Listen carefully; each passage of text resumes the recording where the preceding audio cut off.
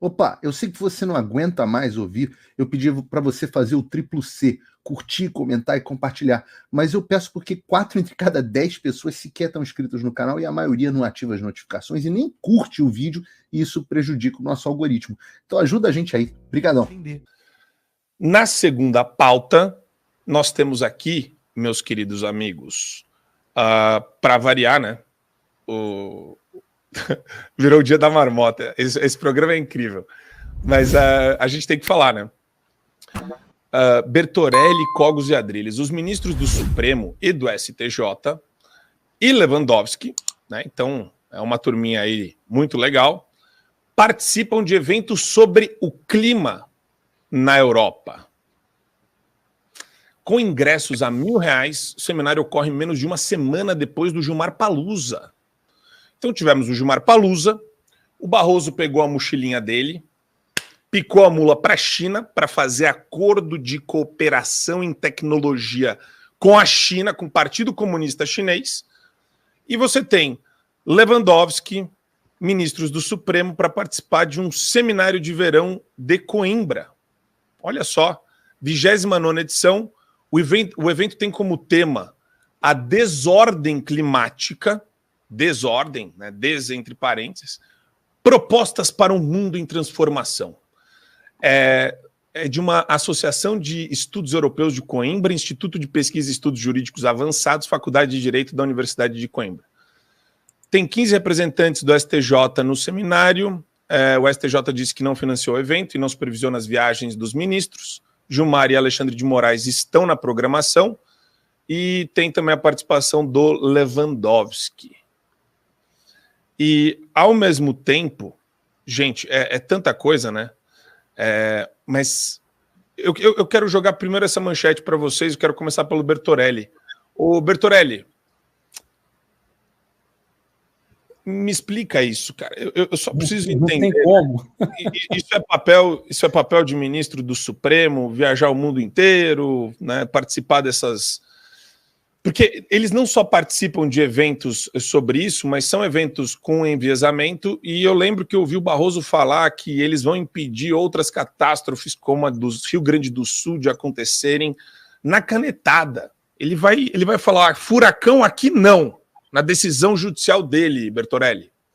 Eu vou pensar uma coisa aqui rapidinho da matéria, eu vou ler aqui rapidinho. A taxa de participação no seminário é de €175 ou R$1.050. O jantar custa €50 e as palestras €130. Os jantares são momentos para o acesso aos magistrados. E aí eu te pergunto, acesso aos magistrados para quê? É para bater uma foto com o cara? É para dar um abraço, pedir um autógrafo? Até onde eu sei, esses caras não são populares a esse ponto de alguém querer meter a mão no bolso para ter contato com eles nesse nível aí que está acontecendo. Então, assim, é um protagonismo estranho, é uma coisa estranha, né? Essa composição dos últimos tempos aí do judiciário brasileiro. Eu moro aqui na Virgínia, né? Moro nos Estados Unidos, e, assim, essa polarização, essa maluquice que se tornou o judiciário no Brasil, isso é uma coisa louca. Um pouco na esteira do que tem acontecido nos Estados Unidos aqui, que até bem pouco tempo atrás você nem sabia o nome dos caras, quando não estava envolvido em uma polêmica ou outra, né, com relação a aborto ou racismo, ou quando estavam sendo sabatinados pelo Congresso americano aqui, quando ainda decidindo, né, se eles seriam aprovados ou vetados para participar da Suprema Corte.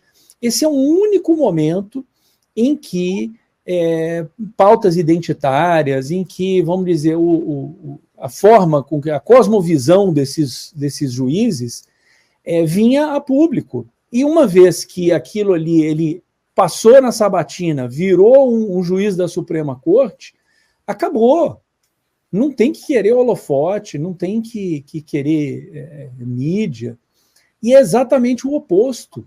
Você comentou aí, o Barroso pegou as malinhas e picou a mula para a China para fechar acordo. Que acordo? Ele é embaixador para ficar voando para lá e para cá? Assim, é lobista? Qual a função? Né? Pode acumular função? pode ser ministro do STF e fazer mais um monte de coisa, né? Daqui a pouco vai fazer o quê? Vai entortar arame, vai vender bugiganga na praia, né? Assim, é uma loucura, é uma insanidade. O Adriles lembrou bem. Quem não se lembra do desenho aí do mundo bizarro, né? Era o Superman ao avesso, entendeu? Era um cara mau, tudo no mundo dele era de cabeça para baixo, né? Lembrando outra coisa engraçada aí, né, que ilustra muito bem isso, é uma série da Netflix chamada Stranger Things, né? Onde você tem o mundo do upside down, o mundo de cabeça para baixo, entendeu? Então, assim, essa coisa de ter acesso aos jantares são momentos para o acesso aos magistrados.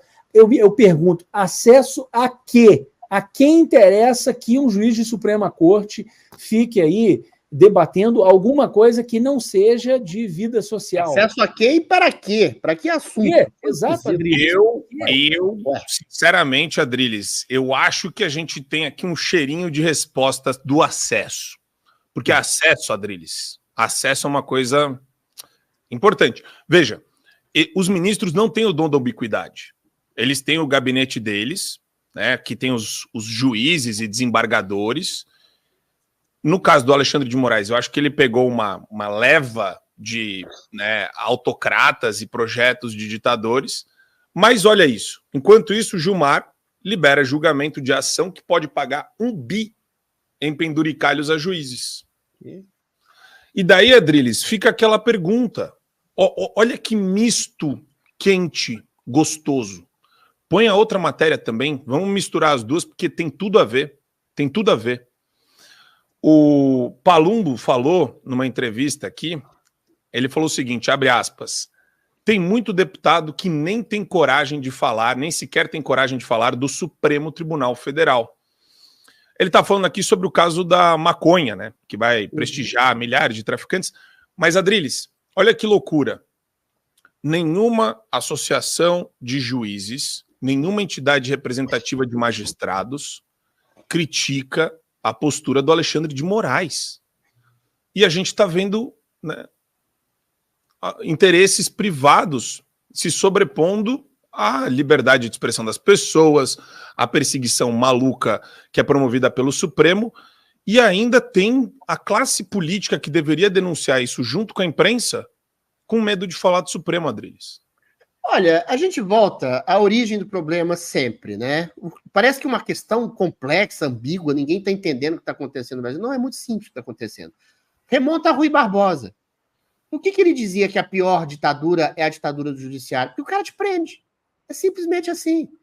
Por que o ditador, juiz, é o pior que pode haver? E eu não lembro. Perdão. E eu não sei, Marco Antônio, de nenhum outro país que tenha tido esse tipo de ditadura, de uma junta de ministros do Judiciário, do Supremo Tribunal Federal, que mandam e desmandam no país. É só no Brasil que tem isso. Eu não lembro de nenhum tipo de república que tem isso. E é a pior ditadura que foi prevista pelo... Por quê?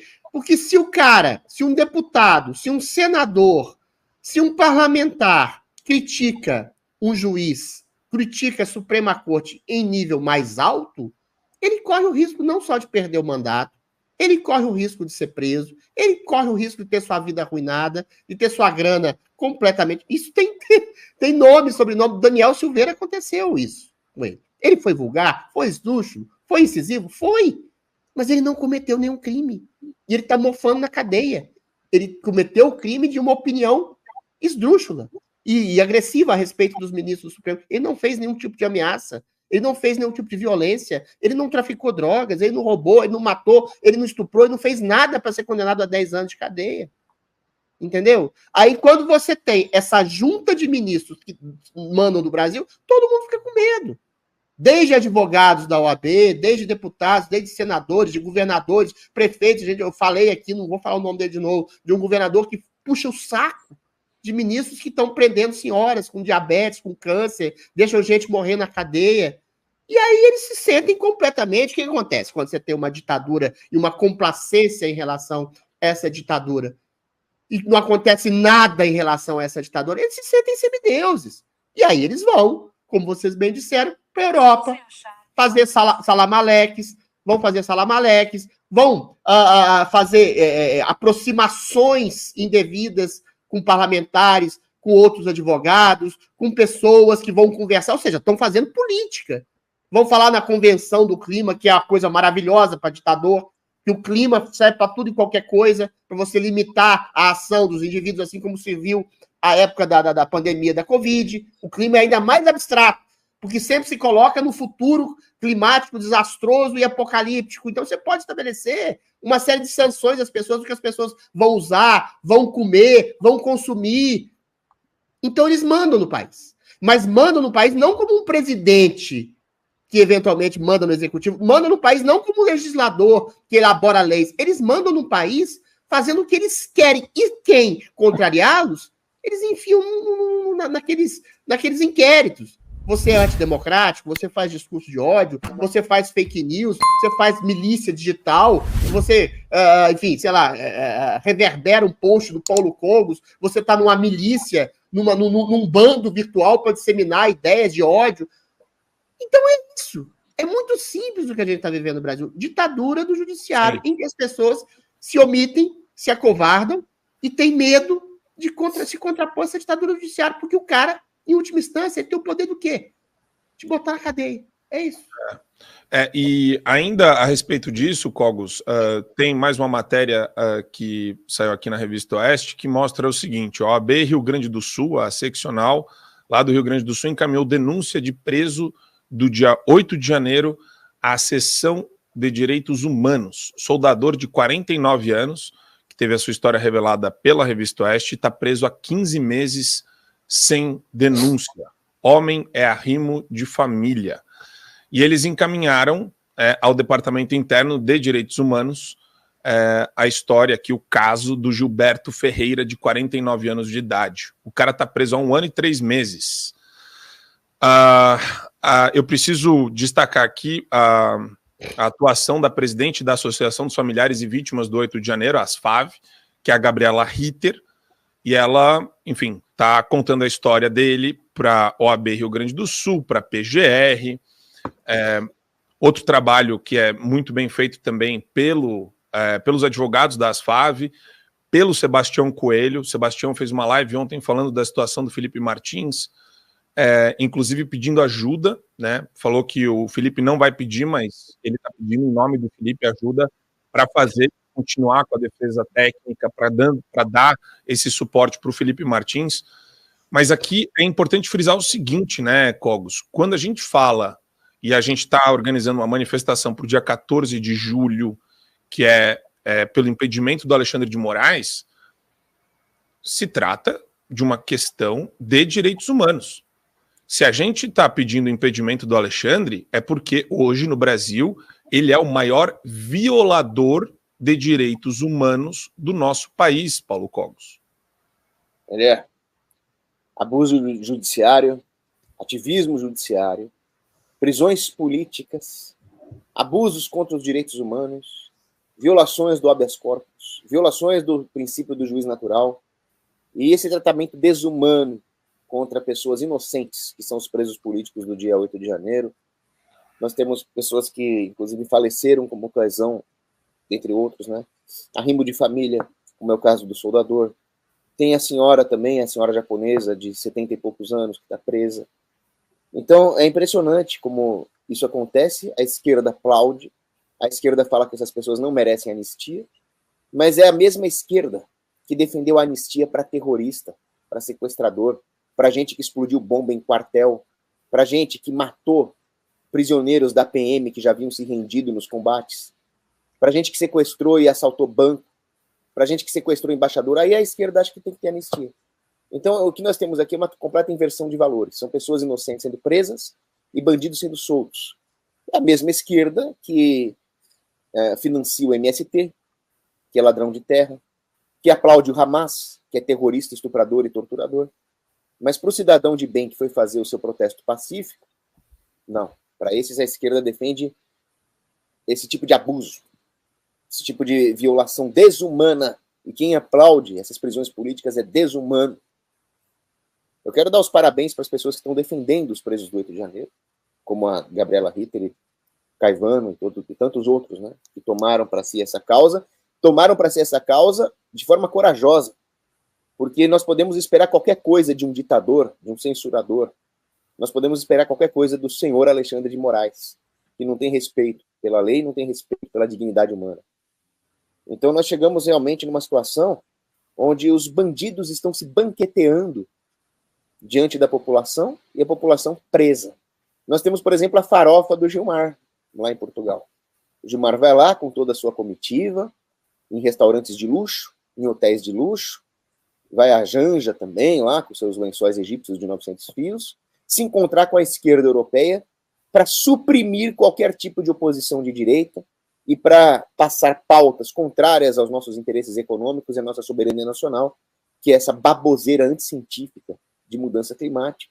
Mas tudo isso com o objetivo, como o Adriles muito bem falou, de uma agenda política espúria e ditatorial.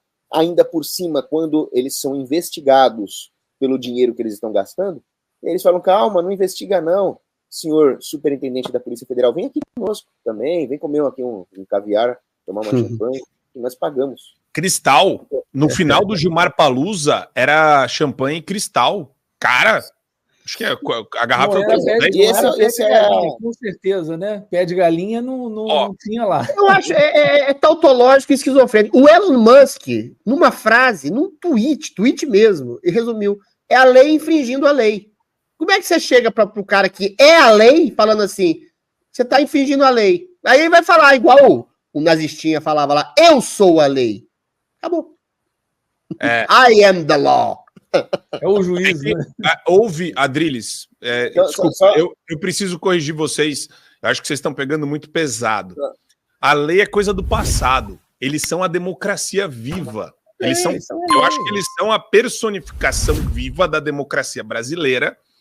E criticá-los é um ataque, pô. Vocês estão, cara... Mas é isso? Vocês não são civilizados. Mas é isso, mas quando o ministro se coloca no lugar... Não é o ministro Alexandre de Moraes, é a instituição. E o cara coloca lá, o cara do aeroporto, no inquérito, as milícias digitais golpistas antidemocráticas, é exatamente... O que a gente está falando em ironia aqui é uma realidade hoje no Brasil. Você criticar o ministro é você querer atacar a instituição do judiciário brasileiro. Você pode ser preso por ser antidemocrático. Então é isso que a gente está vivendo.